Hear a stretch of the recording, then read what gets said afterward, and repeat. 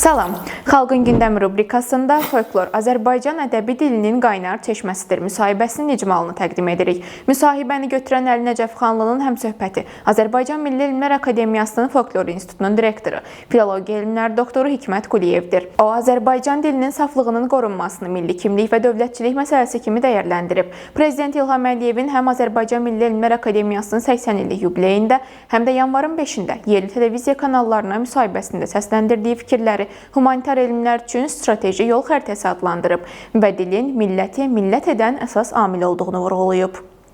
Hikmət Quliyev bildirib ki, Azərbaycan dili ünsiyyət vasitəsi olmaqdan əlavə kollektiv yaddaşın və milli düşüncə sisteminin daşıyıcısıdır. Onun sözlərinə görə nağıl, dastan, atalar sözləri və digər folklor nümunələr dilin ən saf və təbii formalarını qoruyub saxlayır.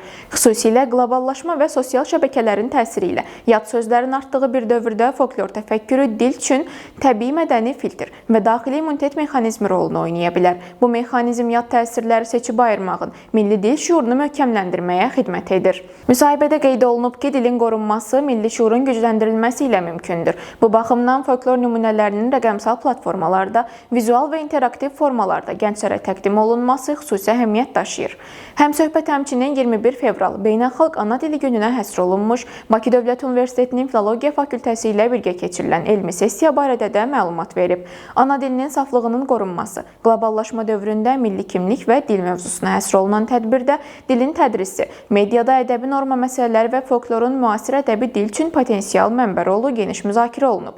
Sonda vurğulanıb ki, Azərbaycan dilinin saflığının qorunması bütün cəmiyyətin ortaq məsuliyyətidir və folklor bu missiyanın həm tarixi dayağı, həm də gələcəyə yönəlmiş etibarlı mədəni yaddaş mexanizmidir. Biz izlədiyiniz üçün təşəkkür edirik. Xalqın gündəmində daim nələr olduğunu bilmək üçün bəyənməyi və abunə olmağı unutmayın.